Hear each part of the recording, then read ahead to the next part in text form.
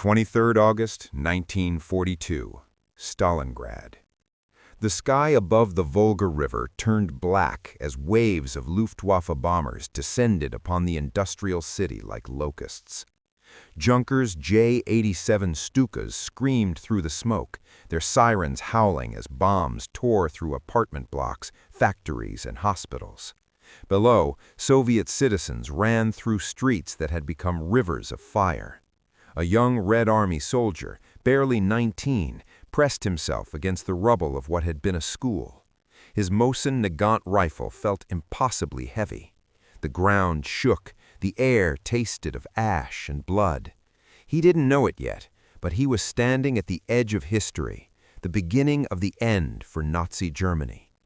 What would follow in the ruins of Stalingrad would determine the fate of continents, the survival of nations, and the future of millions yet unborn. Before we begin, don't forget to subscribe for more untold stories from the Second World War. Where are you watching from, and what would you have done in those ruins? The German tide reaches its peak. By the summer of 1942, Adolf Hitler's Third Reich had reached the zenith of its power. From the frozen tundra of northern Norway to the sun-baked sands of North Africa, the swastika flew over an empire unprecedented in European history. Wehrmacht divisions occupied Paris, controlled the Balkans, and stood within sight of Moscow's spires. The Kriegsmarine prowled the Atlantic, sending Allied convoys to the ocean floor. German factories churned out panzer tanks, Me-109 fighters, and artillery pieces at a staggering rate. To the world, Nazi Germany seemed invincible. But beneath the surface, cracks were forming. Operation Barbarossa, the massive invasion of the Soviet Union launched in June 1941, had failed to deliver the lightning victory Hitler anticipated. The Red Army had retreated, burned its own cities, and bled the Wehrmacht white in 1,000 small engagements across vast distances. German soldiers discovered that the Soviet Union was not like France or Poland. Here, the enemy did not collapse after the first blow. Here, winter came early and stayed late. Here, partisan fighters emerged from forests to sabotage supply lines. And here, Stalin had moved entire factories beyond the Ural Mountains, where they produced T-34 tanks and Katyusha rockets beyond the reach of German bombers. Hitler, obsessed with ideology and oil, made a fateful decision. Instead of consolidating gains or attempting another thrust toward Moscow, he ordered Army Group South to drive deep into the Caucasus to seize the oil fields of Baku. Simultaneously, he demanded the capture of Stalingrad, a city that bore Stalin's name and sat astride the Volga River, the lifeline of Soviet logistics. The German Sixth Army, commanded by General Friedrich Paulus, was tasked with this objective. It was one of the finest formations in the Wehrmacht, experienced, well-equipped, and confident. By late August, advance units reached the outskirts of Stalingrad. The city stretched for nearly 30 miles along the western bank of the Volga, a sprawling industrial complex of tractor factories, steel mills, and oil refineries, interspersed with workers' housing. Stalin issued Order Number 227, not one step back. Deserters would be shot. Retreat was treason. The defense of Stalingrad became a matter of existential survival for the Soviet Union.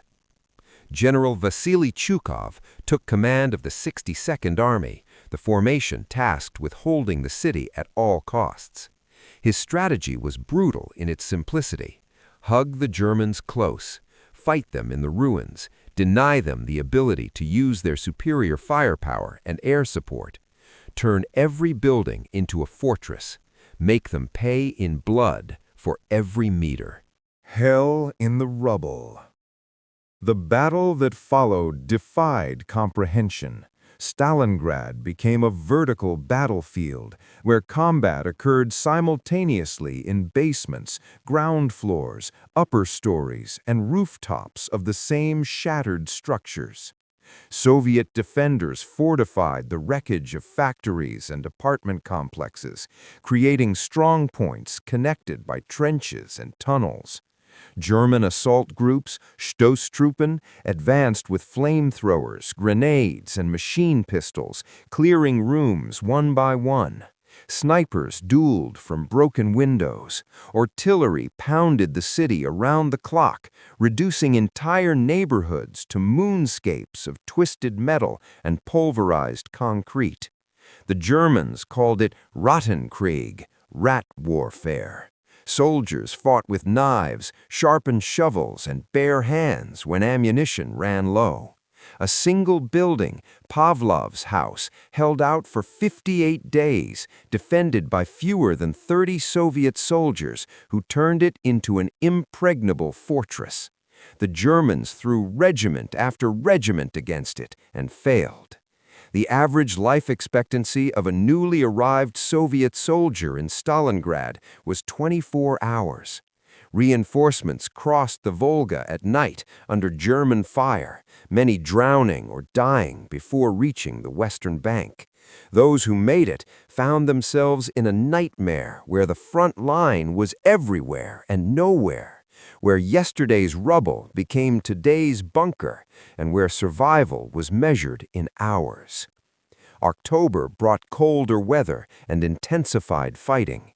The Germans controlled 90% of the city. They held the central railway station, which changed hands 15 times in a single day. They occupied the Barricadi gun factory, the Red October steel plant, and most of the residential districts. General Paulus reported to Hitler that final victory was imminent. But the Soviets still clung to narrow strips along the Volga's edge, supplied by ferries that ran the gauntlet nightly. Trukhov's command post was a bunker carved into the riverbank, so close to the front that German grenades sometimes rolled down the slope toward it. The German Sixth Army was exhausted. Casualties mounted, 50,000 dead or wounded by November. Replacements arrived poorly trained and ill-equipped for close-quarters urban combat. Ammunition and fuel stocks dwindled as supply lines stretched back hundreds of miles across the Russian steppe. The Luftwaffe struggled to maintain air superiority as Soviet fighters began appearing in greater numbers, and winter approached, the second winter of the war in Russia. German soldiers still wore summer uniforms. Frostbite cases multiplied. Operation Uranus. The trap closes. While the Germans bled themselves white in Stalingrad's ruins, the Soviets prepared a counterstroke of stunning audacity. General Georgy Zhukov, perhaps the greatest operational commander of the war, conceived Operation Uranus, a massive pincer movement designed to encircle the German Sixth Army and its Axis allies. The plan exploited a critical German vulnerability. The flanks of the Stalingrad salient were held by Romanian, Hungarian, and Italian divisions, poorly equipped troops with low morale, lacking adequate anti-tank weapons. On the morning of 19th November 1942, Soviet artillery erupted along a front north and south of Stalingrad. Over 3,500 guns opened fire in a barrage that lasted 80 minutes. Romanian positions disintegrated under the bombardment. Then came the tanks, hundreds of T-34s and T-70s surging forward through snow and fog. The Romanian Third Army collapsed within hours. By nightfall, Soviet tank columns had penetrated 50 kilometers behind German lines. The next day, the southern pincer attacked. Romanian and German units south of Stalingrad faced the same overwhelming assault. Soviet mechanized forces drove westward, grinding through hasty defensive positions. German commanders realized the danger too late. On 23 November 1942, advance units of the Soviet 26th Tank Corps met elements of the 4th Tank Corps near the town of Kalach, west of Stalingrad. The ring closed. Inside the pocket, the entire German Sixth Army, over 290,000 men, plus elements of the 4th Panzer Army, Romanian divisions, and support units. It was the largest encirclement in military history. General Paulus requested permission to break out westward while a corridor still existed. Hitler refused. Reichsmarschall Hermann Göring, commander of the Luftwaffe, assured the Führer that air supply could sustain the pocket, a preposterous promise. The Sixth Army needed 750 tons of supplies daily just to survive, let alone fight. The Luftwaffe never delivered more than 300 tons in a single day, and usually far less. Ju-52 transport aircraft became flying coffins, shot down by Soviet fighters, were destroyed on makeshift airstrips. Blizzards grounded entire squadrons. The wounded froze to death waiting for evacuation flights that never came. Christmas 1942 arrived, with German soldiers huddled in frozen bunkers, eating their horses, burning furniture for warmth. Rations fell to 100 grams of bread per day. Dysentery and typhus spread. Frostbite claimed thousands of limbs. Soviet forces tightened the noose, compressing the pocket from all sides. A relief operation, Operation Winter Storm, launched in mid-December by Field Marshal Erich von Manstein, briefly reached within 35 miles of the pocket before being halted by fierce Soviet resistance. Paulus refused to break out without Hitler's permission. The permission never came. The death of the Sixth Army. January 1943 brought the final agony. Soviet forces launched Operation Ring, methodically destroying the German pocket in segments. Artillery prepared each assault with devastating barrages. Infantry and tanks advanced through blizzards against defenders too weak to resist effectively. German wounded lay in frozen cellars without medical care. Ammunition ran out. Fuel vanished. Soldiers surrendered in droves, not from cowardice, but from the simple impossibility of continuing. On 31st January, Hitler promoted Paulus to Field Marshal, a cynical gesture, since no German Field Marshal had ever surrendered. The hint was clear. Paulus was expected to commit suicide rather than capitulate. But Paulus, gaunt and lice-ridden, had no intention of theatrical heroism. That same day, he surrendered the southern pocket. Holdouts in the northern pocket fought on until 2nd February before finally laying down their arms. The statistics were staggering. Of the 290,000 Axis troops encircled, 91,000 marched into Soviet captivity, frostbitten, starving, diseased. Only 6,000 would eventually return home, most not until the 1950s. The remainder, nearly 200,000 men, died in the pocket from combat, starvation, disease, or cold. Soviet casualties exceeded 1 million killed, wounded, or missing across the entire Stalingrad campaign. The city itself ceased to exist as anything but rubble and mass graves. The psychological impact transcended the numbers. Germany's Eastern Army had suffered its first catastrophic defeat. The myth of Wehrmacht invincibility shattered. Throughout occupied Europe, resistance movements took heart. In Berlin, Goebbels declared 3 days of national mourning. Hitler raged at his generals, but could not change the brutal arithmetic. Germany was now fighting a war of attrition it could not win. Kursk, the graveyard of the panzer divisions. Stalingrad marked the strategic turning point on the Eastern Front, but the Germans still possessed formidable strength. Throughout early 1943, both sides regrouped, rebuilt, and planned. Hitler, desperate to regain the initiative, ordered a massive offensive at the Kursk salient, a Soviet-held bulge jutting westward into German lines.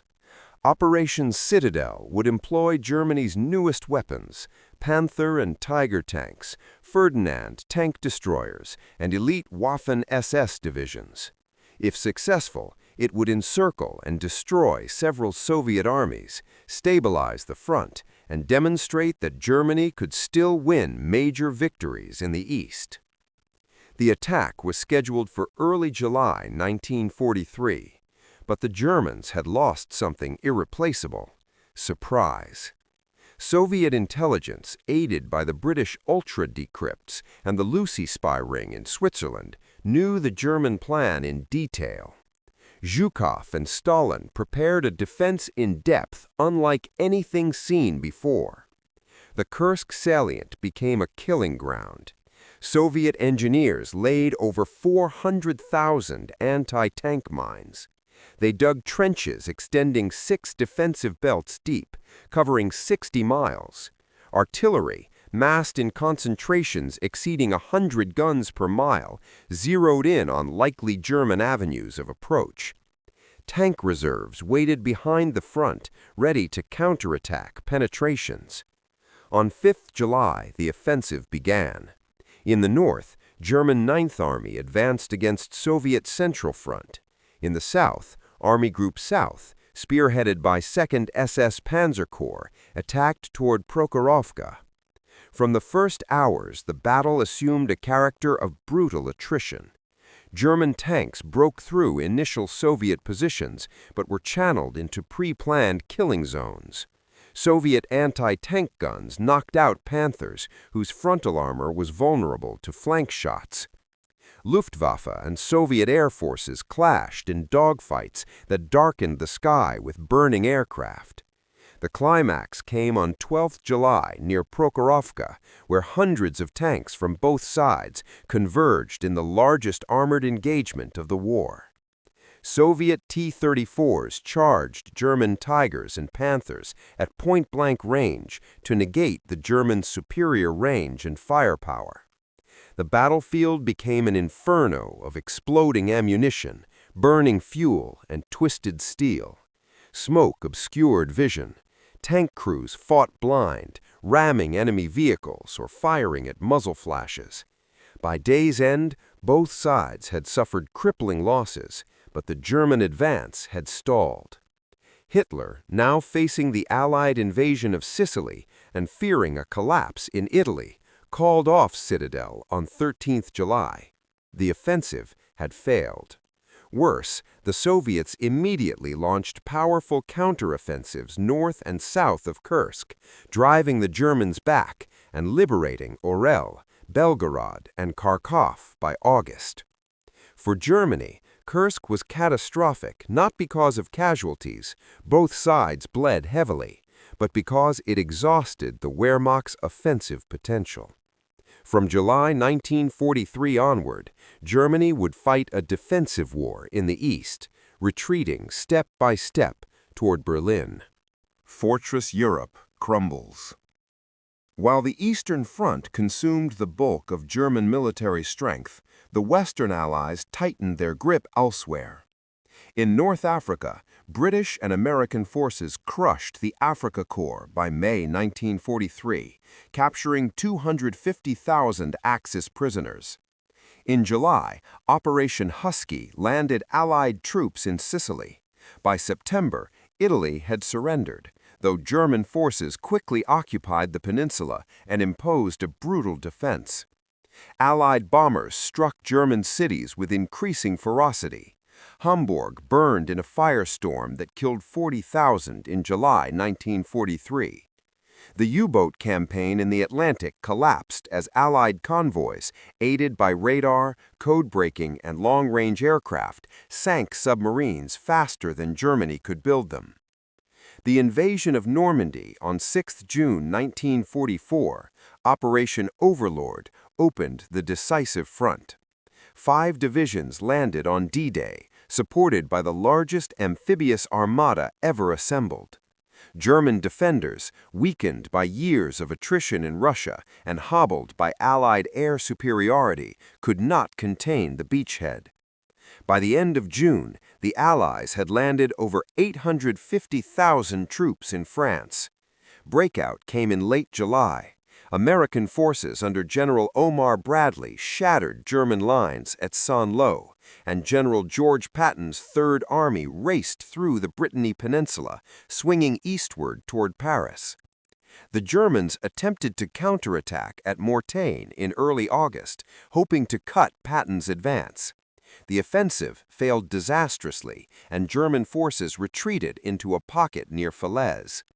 Allied air power, Typhoons, Thunderbolts, and medium bombers savaged the retreating columns. The Falaise pocket became a slaughterhouse. 50,000 Germans captured, 10,000 killed, thousands of vehicles destroyed. Paris was liberated on 25 August. By mid-September, Allied forces reached the German border. The Ardennes, Hitler's final gamble. As autumn 1944 turned to winter, Hitler conceived a final desperate offensive.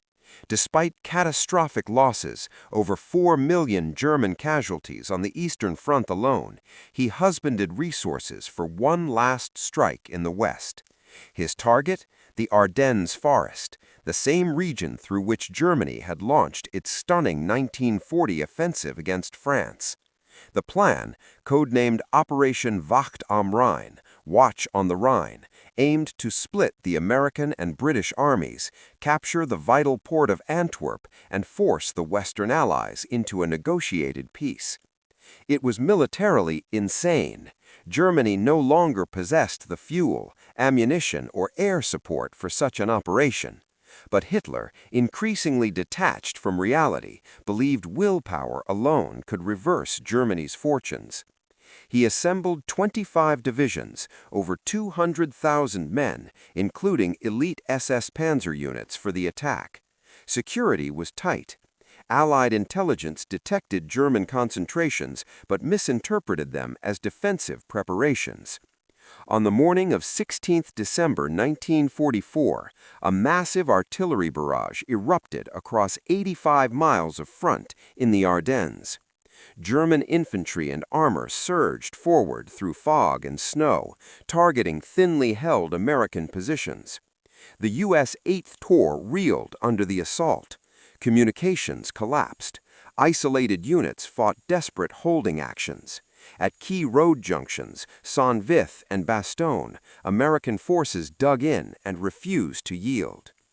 The initial German advance was impressive. Panzer spearheads penetrated 50 miles, creating a bulge in Allied lines, hence the battle's popular name, the Battle of the Bulge. But problems multiplied quickly. Fuel shortages immobilized tanks. German units siphoned gasoline from abandoned American vehicles. Allied air forces, grounded by weather in the first days, returned with devastating effect once skies cleared. American reinforcements, including Patton's Third Army, which executed a remarkable 90-degree pivot northward in 48 hours, converged on the Bulge. The siege of Bastogne epitomized American resistance. The 101st Airborne Division and attached units held the town against repeated German assaults.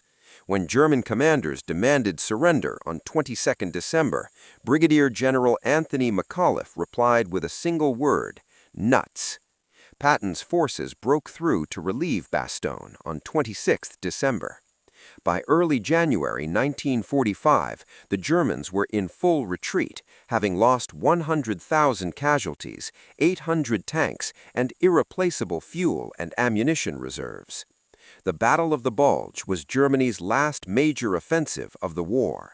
It delayed the Allied advance for weeks, but achieved nothing strategically. Worse, it depleted reserves that might have defended the Rhine or slowed the Soviet advance in the east. Germany's gamble had failed utterly. The final collapse. January 1945 brought the end in accelerating cascade. The Red Army launched the Vistula-Oder offensive, smashing through German defenses in Poland and reaching the Oder River, just 40 miles from Berlin, within weeks. In the west, Allied forces crossed the Rhine in March after capturing the Ludendorff Bridge at Remagen intact. German cities burned under Allied bombing. Refugees choked roads fleeing westward from Soviet forces. The Wehrmacht disintegrated into disconnected fragments. April saw Soviet forces encircle Berlin. Hitler retreated to his Führer bunker beneath the Reich Chancellery, issuing delusional orders to non-existent armies. On 30th April, with Soviet troops blocks away, he committed suicide. Admiral Karl Dönitz, his appointed successor, sought to prolong the war in the West while evacuating troops and civilians from the East. But the end was inevitable. On 7th May 1945, Germany surrendered unconditionally at Reims. The following day, a second surrender ceremony occurred in Berlin for the Soviets. The war in Europe was over. The Third Reich, which Hitler boasted would last 1,000 years, had existed for 12. Germany lay in ruins, cities demolished, industry shattered, millions dead, the nation divided between occupying powers. Reflection: the cost of collapse. From Stalingrad to the Bulge, the turning points that ended World War II for Germany were milestones on a road paved with incomprehensible suffering. The Wehrmacht, once the most feared military force on earth, broke not in a single climactic battle, but across dozens of killing fields from the Volga to the Vosges. Over 5 million German soldiers died in the war. Millions more were maimed or captured. Civilian casualties from bombing, starvation, and Soviet reprisals reached into the millions. The soldiers who fought at Stalingrad, German and Soviet alike, endured conditions that defied human endurance. Those who survived Kursk witnessed the death of armored warfare as Germany had practiced it. The men who shivered in Ardennes foxholes in December 1944 saw their homeland's final desperate spasm before collapse. They were not abstractions or statistics. They were sons, brothers, fathers, ordinary men trapped in a war that consumed everything. History remembers the turning points, the encirclement at Stalingrad, the failed offensive at Kursk, the irreplaceable losses in the Bulge. But history can barely contain the individual tragedies. The young Soviet soldier who died clutching a photograph. The German tanker who burned alive in his Panther. The American rifleman who froze to death in a Belgian forest. Their stories, multiplied by millions, form the true weight of those years. The arc from Stalingrad to the Bulge traced Germany's descent from empire to ashes. What began in triumphant hubris ended in bunkers and ruins. The battles that turned the tide, fought with a ferocity and scale almost unimaginable today, remind us that freedom and civilization sometimes survive only through immense sacrifice. But the war did not end in Europe. In the Pacific, another brutal campaign raged towards its apocalyptic conclusion. Join us next time as we uncover the story of the island-hopping campaign from Guadalcanal to Okinawa, where the price of victory was measured in blood and fire across 10,000 miles of ocean.